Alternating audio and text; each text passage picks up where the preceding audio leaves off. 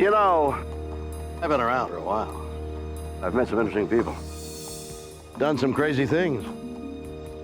You'd think that there wasn't much that could take me by surprise. You'd be wrong.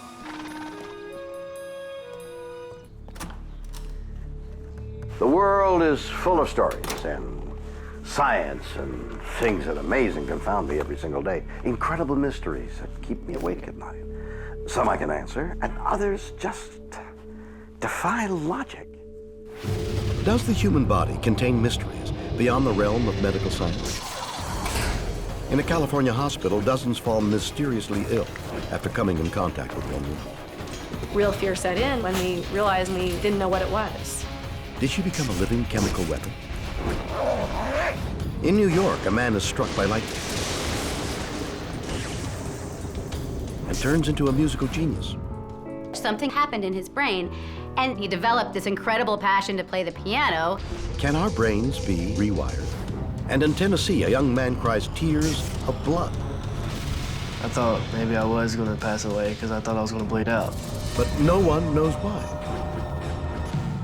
Yeah, it's a weird world. I love it.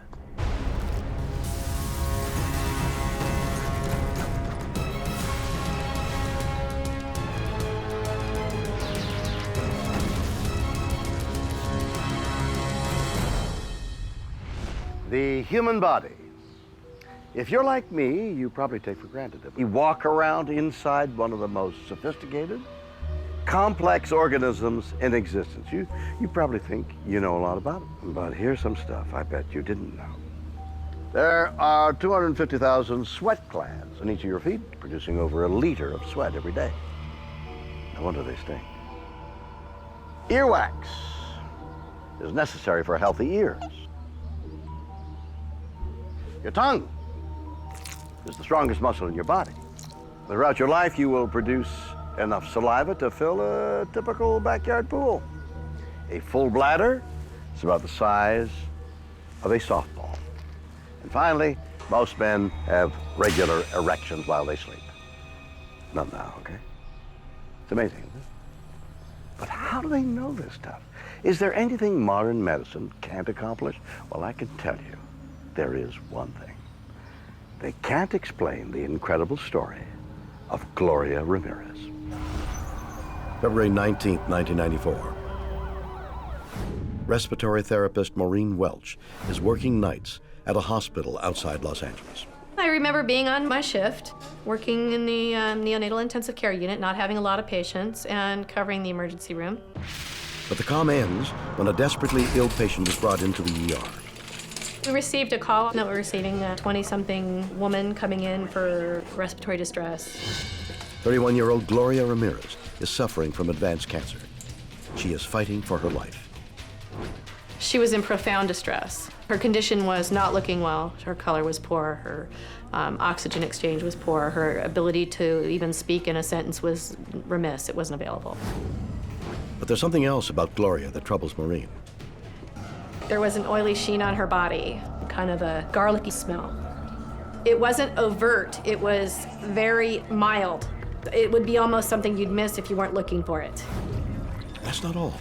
When a routine blood sample is taken, Maureen is stunned to see Gloria's blood is full of strange crystals. It also has a weird odor. I said, does anybody smell that? What are you talking about? The blood, don't you smell it? Somehow, Gloria's blood reeks of the hazardous chemical, ammonia. We had a shiny body, we had smelly blood, we had crystals in the blood. Despite the puzzling symptoms, the medical staff battled to save Gloria's life. Her condition began to deteriorate. All the medical professionals were getting in position for this severe situation. Suddenly, Nurse Susan Kane is overcome with nausea. She picked up the syringe and then she collapsed. Before Maureen can react, she also blacks out.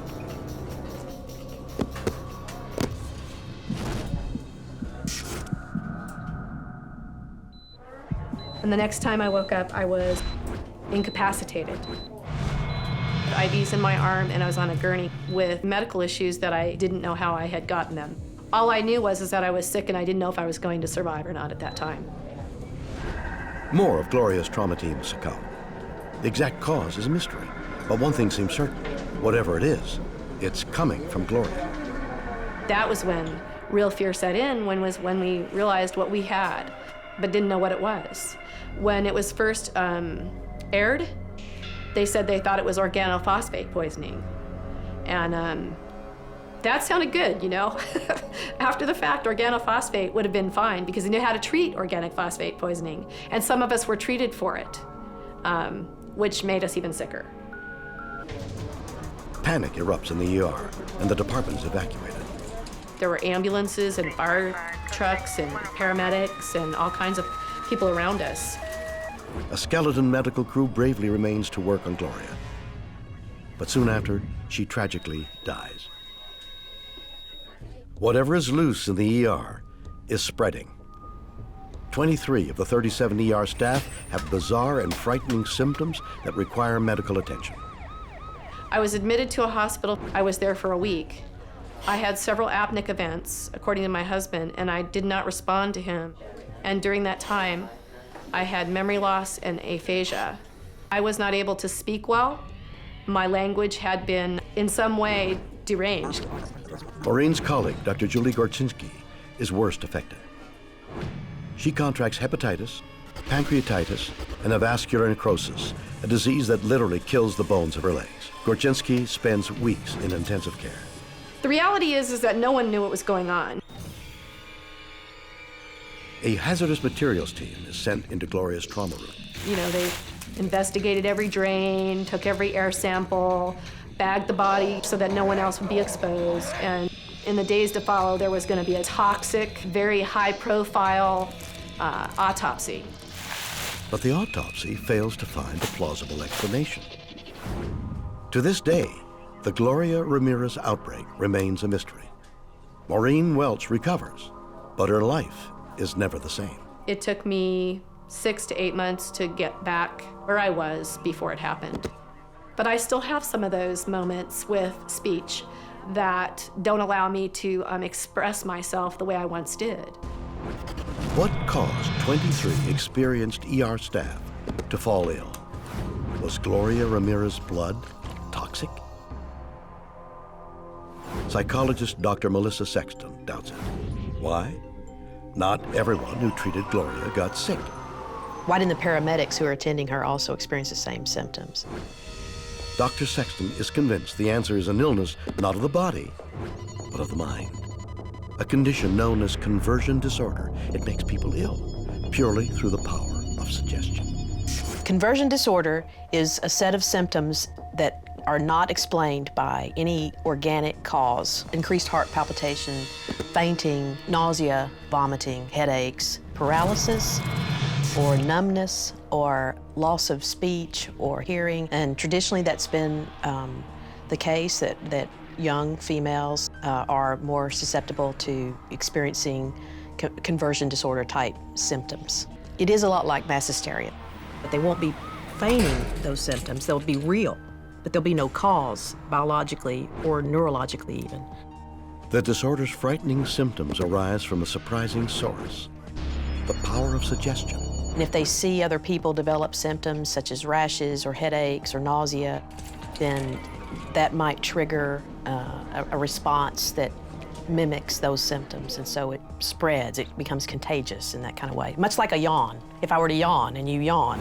In Dr. Sexton's view, it makes sense the disorder would take hold in a trauma unit. If you've ever worked in an emergency room, you know that you have to operate on adrenaline a lot of times. Everything's heightened, and if there's an unexplained noxious odor and someone faints because of the odor, it seemed like it was a ripe situation for conversion disorder to occur. I'm not saying that every person that experienced symptoms should be diagnosed with conversion disorder. There could be a real causation to the symptoms, but I am saying that it is likely that other people, other bystanders witnessing this whole event, and I don't mean the death of Gloria Ramirez alone, but the whole event that surrounded her death. It's likely that there were people that suffer from conversion disorder. Did the ER staff succumb to a case of mass hysteria? Can people be sickened by a toxin that's only in their minds? Or was it something else? It has been used in the past as a chemical warfare agent. ER staff at a California hospital fall gravely ill after treating a patient. Did Gloria Ramirez have toxic blood? Biochemist Michael Shaw thinks the incident was caused by something extraordinary. I believe what happened to the people in the ER was they were exposed to a toxic compound. It has been used in the past as a chemical warfare agent. Specifically, a highly toxic nerve gas known as dimethyl sulfate. The symptoms experienced by the people in the ER very closely mirror the textbook symptoms that are listed for dimethyl sulfate. Tearing of eyes, respiratory symptoms, difficulty in breathing, convulsions, loss of muscular control, and at high enough exposure, death.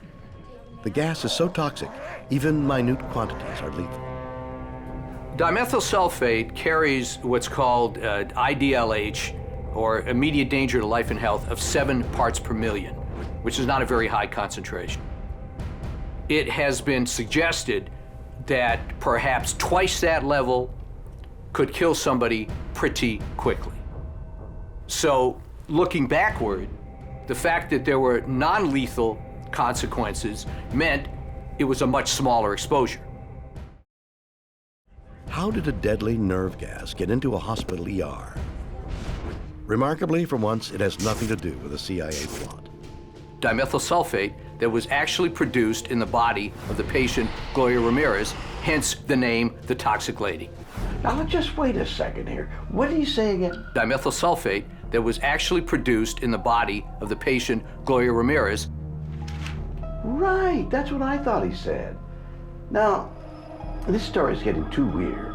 Or what? This guy is trying to tell us that Gloria had somehow become a chemical warfare factory? How the heck does a human body produce a lethal toxic gas? I can't imagine how that's possible. Shaw says the answer lies inside Gloria herself. The evidence came from a lot of work that was done at Lawrence Livermore Labs. They found metabolites in her body that could produce the dimethyl sulfate toxic compound. Can a human body create its own lethal nerve gas? How? The key is a home remedy Gloria was using. It's called DMSO. Gloria Ramirez was using DMSO in very large amounts. Dimethyl sulfoxide, DMSO, is primarily used as a solvent in chemical manufacturing. Back some years ago, largely based on the work of a Dr. Stanley Jacob, they discovered that there were certain medicinal properties for this compound, based on the rather unusual property that it penetrates skin. There are very few chemicals that penetrate skin, especially to the extent of DMSO. In fact, you can rub it on your skin and within a couple of minutes, taste it in your mouth. So it's very quickly absorbed. It was discovered that if you rub it on parts of your body that ache, it's fairly effective as an analgesic. And there was a lot of work being done on this compound until a story came out of some woman in Ireland that had a sprained wrist, who was rubbing it on her wrist and then apparently died, supposedly as a result of some allergic reaction to this compound. Suddenly, the FDA canceled all the work they were doing on it, and Dr. Jacob was later to observe that they seldom show such interest in a single death in a clinical study.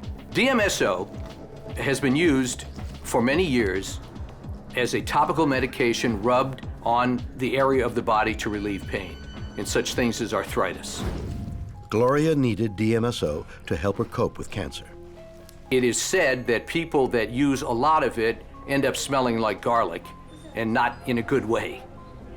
The natural metabolic product in the body of anybody using DMSO rubbing on themselves is dimethylsulfone.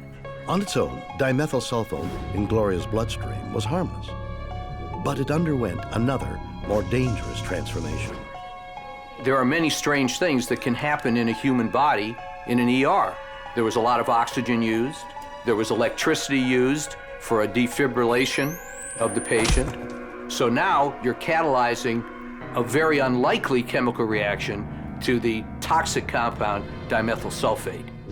Shaw is convinced it was this combination that turned innocent muscle rub into deadly nerve gas. In the act of withdrawing the blood, there seemed to be enough dimethyl sulfate vapor coming off this blood sample to produce these effects.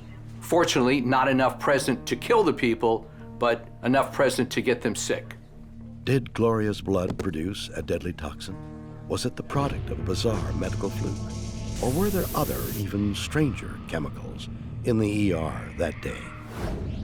Susan Goldsmith is an investigative journalist. The paramedics that took Gloria Ramirez to the hospital gave her an IV, and nobody became ill in that ambulance. And so the theory that somehow she was fuming, she was toxic, doesn't hold up when you actually look at the evidence. The county's ultimate theory on what happened was that mass hysteria had taken hold in this emergency room. And one of the sources in my story said these are people who are used to accident victims and ATV victims and people being brought in very bad condition, and they are not prone to mass hysteria. She believes the explanation has nothing to do with nerve gas.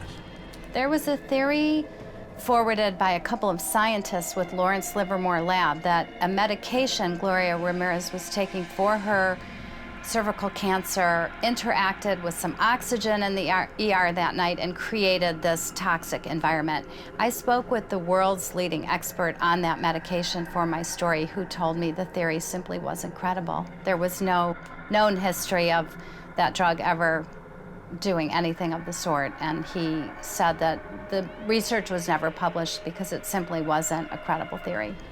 The symptoms that the people in the emergency room experienced that night, many of them were totally consistent with being exposed to meth chemicals. The chemicals that are used in the manufacturing of meth are highly toxic.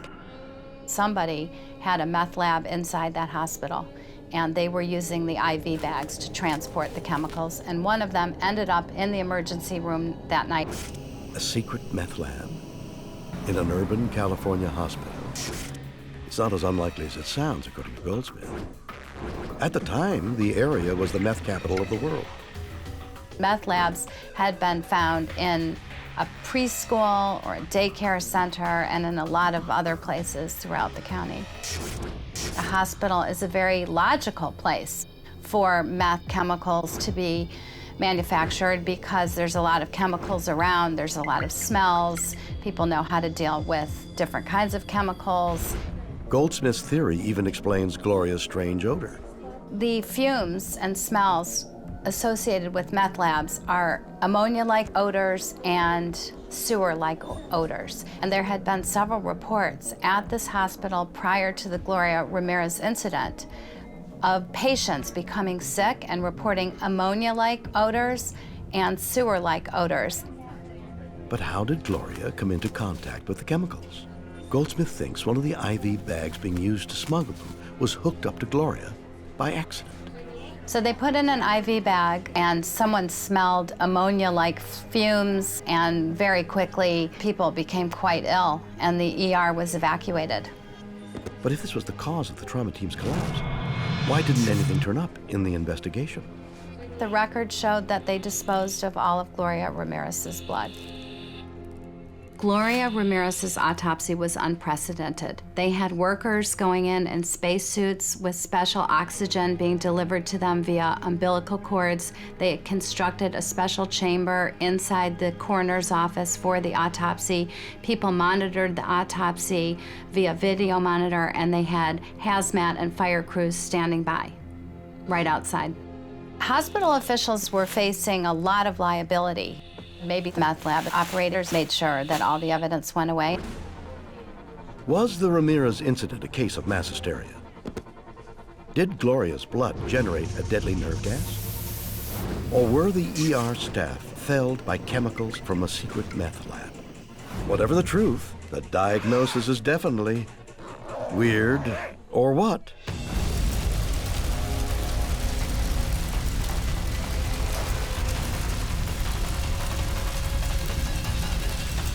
In New York, a man struck by lightning turns into a musical genius. A near-death experience profoundly changes the individual afterward. Moonlight Sonata. This famous piece by Beethoven was dedicated to the student he fell in love with. Beautiful, isn't it? You know, I adore classical music, and I just love the piano.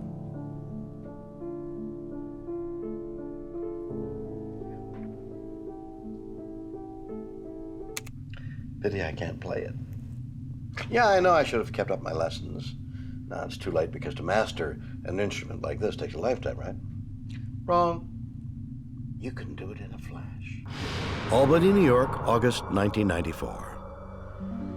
Orthopedic surgeon Tony Sicori is on the phone to his mother when the weather takes an ominous turn for the worse.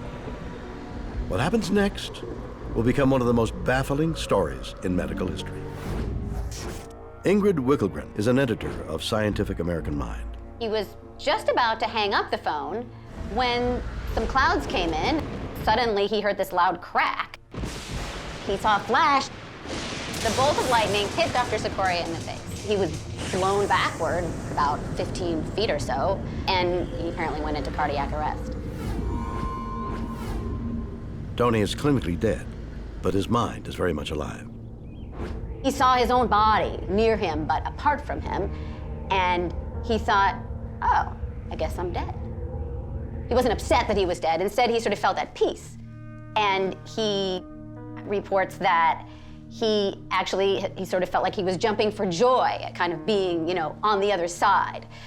And yeah, he had some further apparitions, I guess, of floating up the stairs and seeing his children in their room playing and thinking, oh yeah, they'll be fine. And then floating out of the building and being surrounded by this bluish-white light. And it was all very peaceful and happy at this time. In an out-of-body experience, Tony watches a passerby rush to his aid. The body landed right next to a woman who happened to be a nurse who was waiting to use the phone. That nurse immediately began performing CPR on him.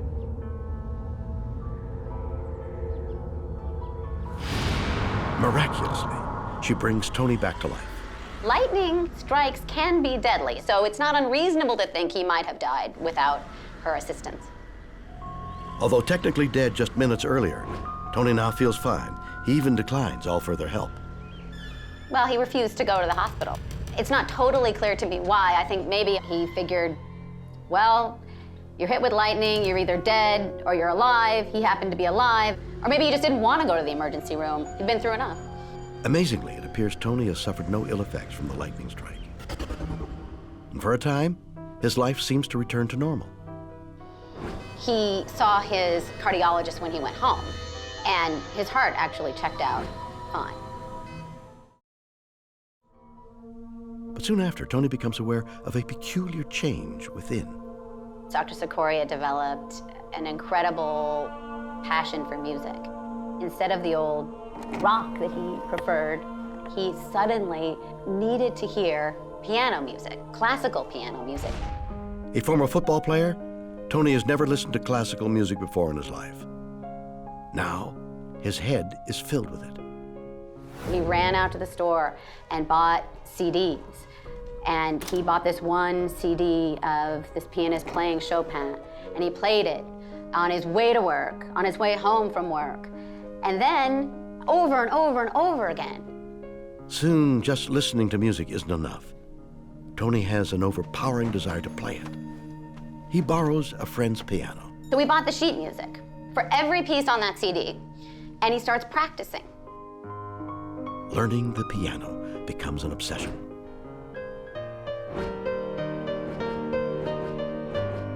And he practices 4 to 6 hours a day. He gets up in the morning at 4 o'clock and plays for a couple hours. He gets home, the kids go to bed, he plays. Again, he practices by himself. The adult brain does not learn these complex musical skills very well, and he was 42 at the time. Remarkably, Dr. Sikoria became an extremely skilled piano player. He plays with great emotion, and that reflects the fact that, you know, he's developed this passion for the music. Tony's obsession then takes another turn. Not only can he play music, he discovers he can write it. He had a dream in which he was playing a piece. And when he woke up, the piece was still in his mind, and he realized this piece had never been played before. This is his own music. He decided he was going to write it down and compose that piece of music that came to him in his dream. From having no musical skills at all, Tony is now creating entire symphonies, almost at will. Then, just a few years after his accident, Tony is given the chance to perform in public. In 2002, Dr. Sikoria debuted his newfound interest in piano in front of an audience.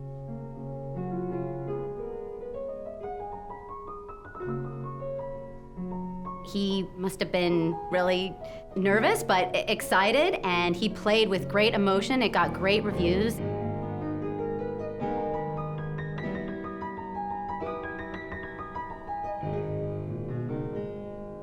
It's an achievement that still mystifies both scientists and music critics alike. Becoming a professional pianist is incredibly difficult. The idea that people would come and listen to someone who, by all rights, should be an amateur is remarkable. You know, this story is truly amazing, even miraculous. One day, you're just a normal guy, and then, boom, everything changes. Where did Tony's extraordinary talent suddenly come from? Surely the lightning had something to do with it. In fact, many survivors of lightning strikes claim remarkable changes in their lives occur after the event. I want to see if they're right. Now, don't try this at home.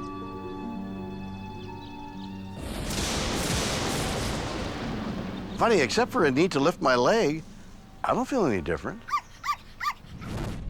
Where did Tony Sikoria's extraordinary talent come from? Can lightning turn someone into a musical genius? Phyllis Atwater has been researching near-death experiences for over 30 years. She thinks Sikoria's newfound musical talent was triggered by his brush with death. A near-death experience is an intense awareness, sense, or experience of otherworldliness that happens at the edge of death that profoundly changes the individual afterward. But how can Atwater be so sure? First-hand experience. I died 3 times in 1977 in 3 months. Death number 1 was January the 2nd. It was extreme hemorrhaging and a miscarriage. Death number 2 was 2 days later. Major thrombosis in the right thigh vein, which dislodged, followed by the worst case of phlebitis the specialist had ever heard of, let alone seen. 3 months later, they're not really sure what killed me. They thought maybe it might have been heart attacks. I reached this realm where we in research call the realm of all-knowing, where all of the puzzle pieces of life are revealed, all of your questions are answered. Let me just say that, yes, it changed my life. Atwater believes these changes are not just psychological. Near-death experiences are very powerful, so powerful that they tend to change the individual in specific ways. Often your personality will alter or differ. The way you speak will change. There are physiological changes in the body afterward.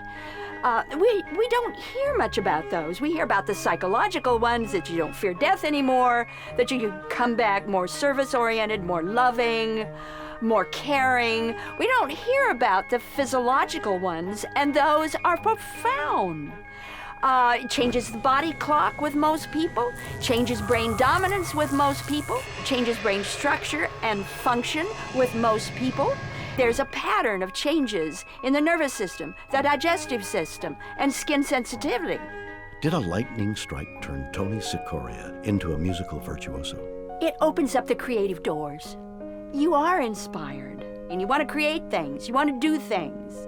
It's almost as if you are suddenly kissed by the muses. All that creativity that is existent within all of us suddenly bubbles up. And you want to express it, you want to share it, and many times it can become obsessive. Did Tony Sikoria become a modern-day Mozart thanks to a near-death experience? Was his mind altered in ways beyond our comprehension? Or did something even more remarkable happen? Things make a lot of sense when you believe in reincarnation. A bolt of lightning turns a man into a musical genius. Does a near-death experience account for his talent? Spiritualist Dr. Susan Shumsky doesn't see it that way. There's no such thing as having a talent given to you out of the blue. Shumsky believes Tony's newfound skills came from his very distant past. You know, there's a lot of things that make a lot of sense when you believe in reincarnation. Tony had a dream that he described. Him on stage playing his own musical composition as a pianist. That was not a dream. That was a past life memory. How was Tony able to recall a memory from a previous life?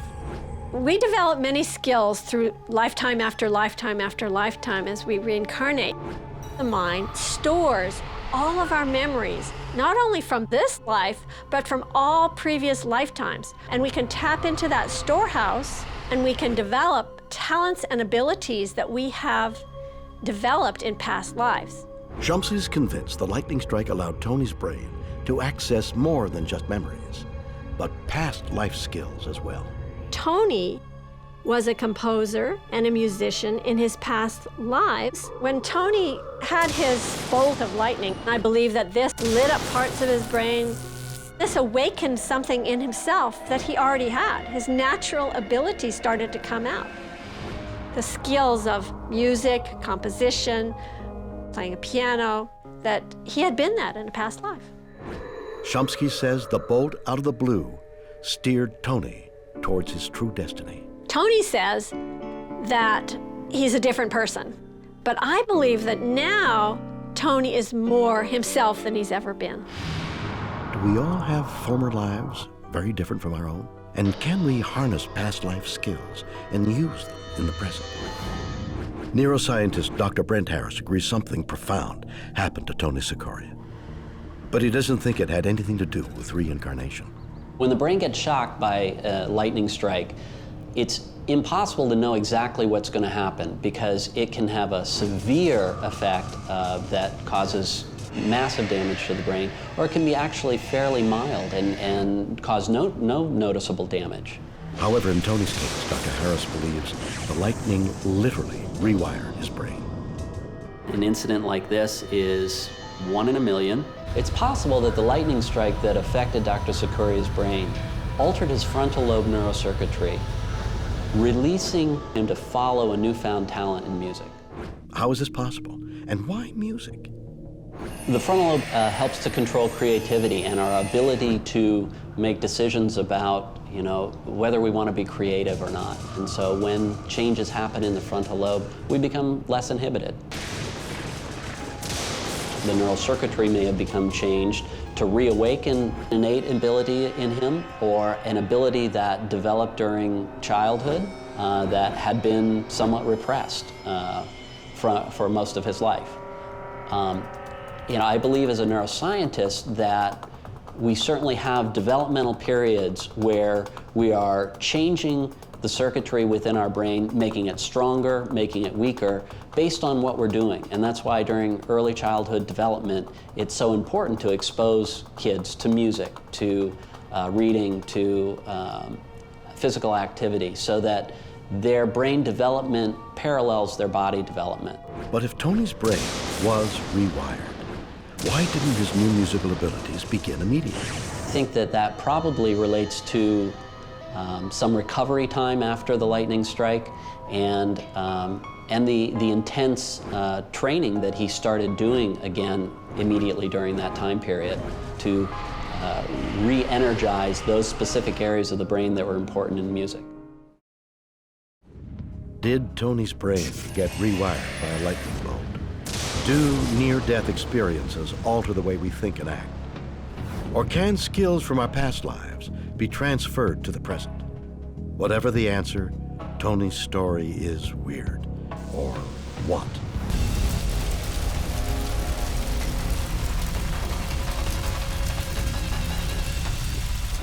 In Tennessee, a teen cries tears of blood. This is a warning from God. The Virgin Mary. Beautiful, isn't she? You know, throughout history, religious iconography has been one of the most powerful influences on mankind. Everywhere, symbols of our faith are represented in statues, paintings, architecture, nearly everything. But there's another side to these objects, one that has baffled both scientists and the church alike. Over the last century, a new phenomenon has begun to manifest itself. A series of statues has been discovered that seem to bleed, a sign which many say is a message from a greater power. Is it possible? Most are easily discounted as hoaxes, but now there's a new debate raging. Why? Because it's happened again. But this time, it's not a statue. It's a human.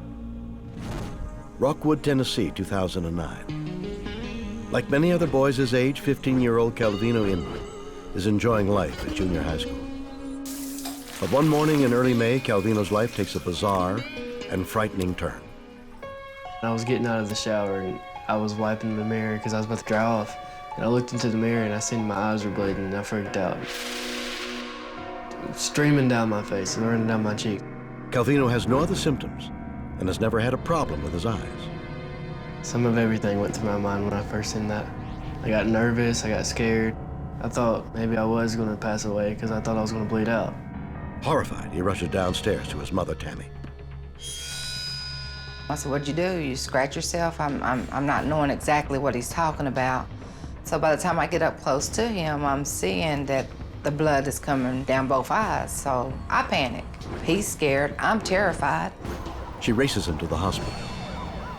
But by the time they get to the ER, the bleeding is stopped.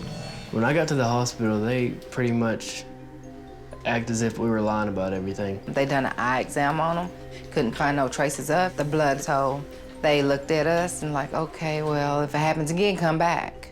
Calvino doesn't have to wait long. The next day, the tears of blood return. The very next day, here we go flying right back up there. This time they reach the hospital in time for the doctors to witness the phenomenon. The doctor starts sucking blood out of his eyes, so they was testing it. But the tests reveal nothing. A couple of weeks went by, and the only thing we got out of it was, you know, he still has 20/20 vision, but it's his blood. We just don't know where it's coming from. Yes, my son's normal, but there's nothing normal about bleeding from the eyes.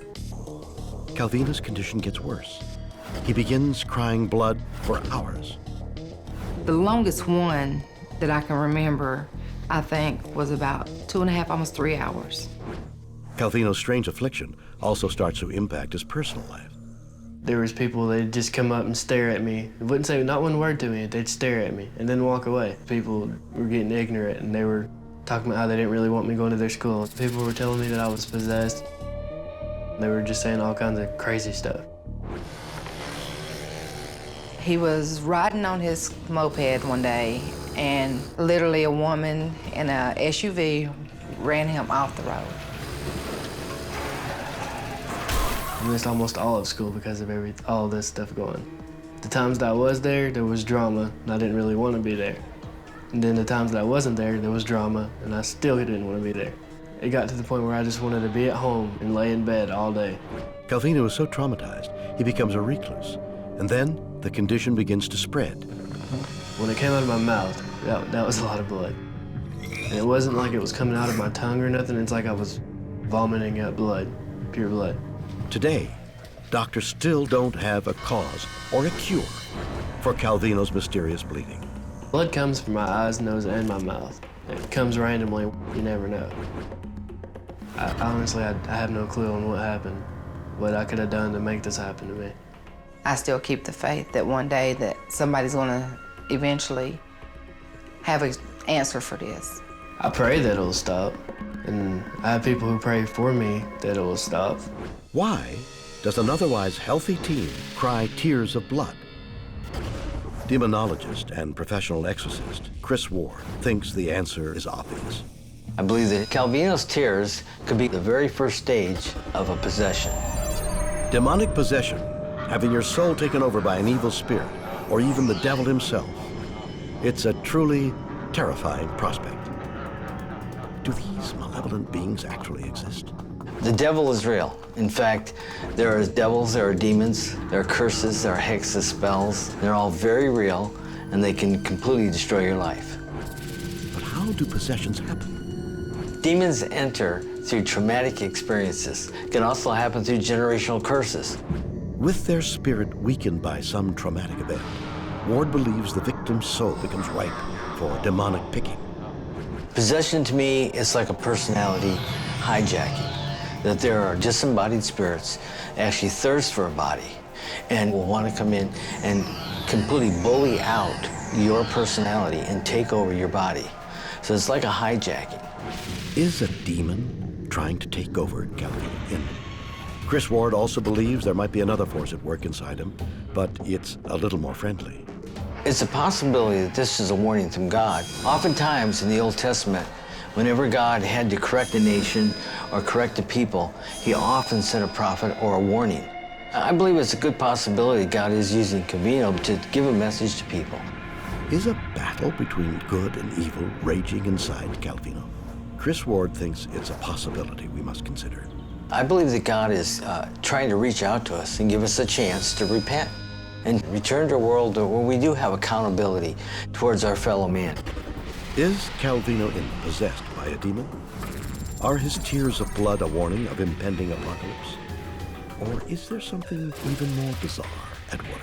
Calvino's tears of blood could indicate that he's a vampire.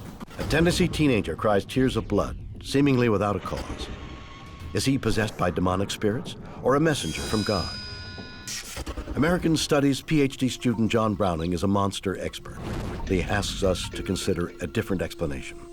In my opinion, Calvino's tears of blood could indicate that he's a vampire. He exhibits a major feature that we see in the modern-day vampire. By crying tears of blood, we see a lot of what's going on in True Blood or what we read in Interview with the Vampire. Vampires are the stuff of nightmares. Do they really exist?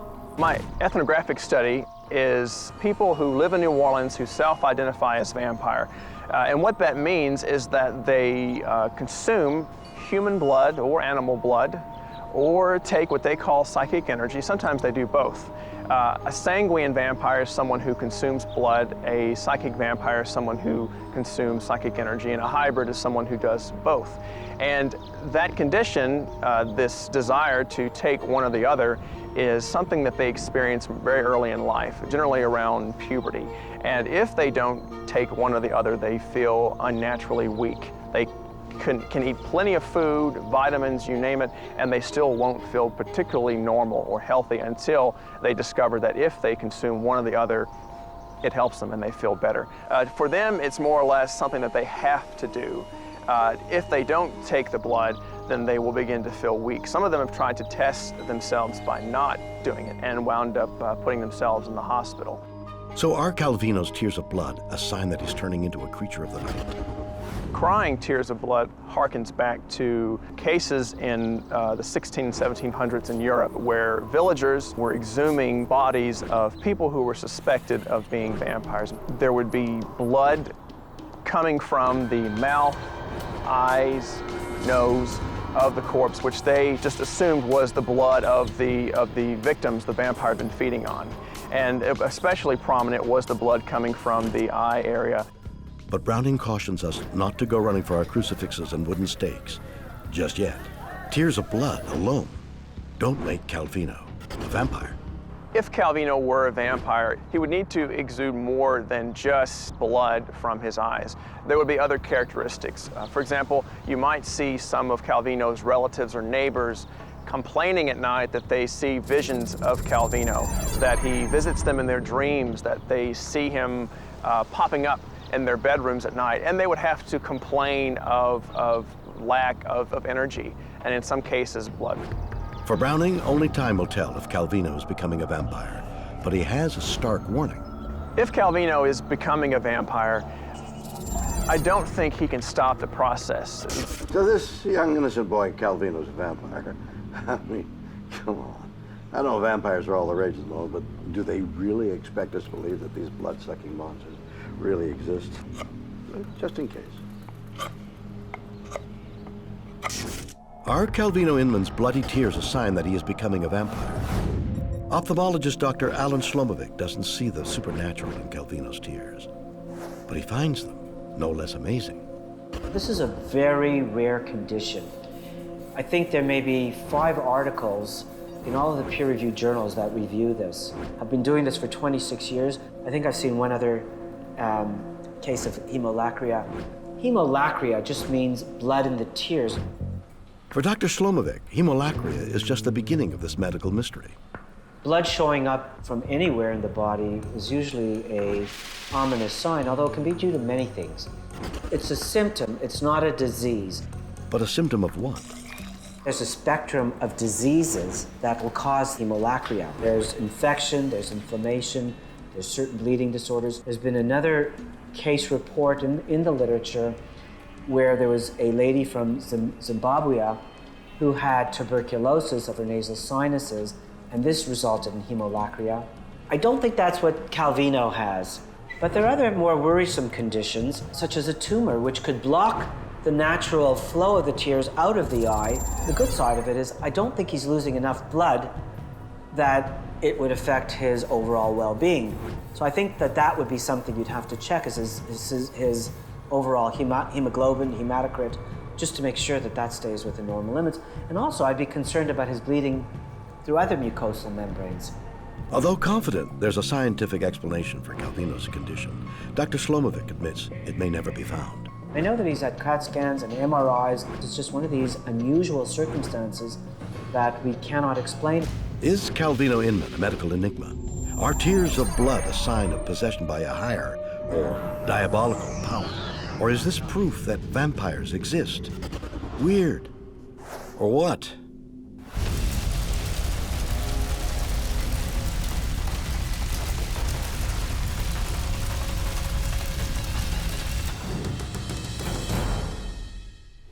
So, there we have it. 3 stories of medical mysteries. A woman becomes so toxic she sickens dozens of people. Did her body produce nerve gas? Lightning turns a man into a musical prodigy. Can trauma trigger hidden talents? And a young man sheds tears of blood. Is it a sign of impending Armageddon? You decide. Join me next time for more stories that will undoubtedly be weird, or what?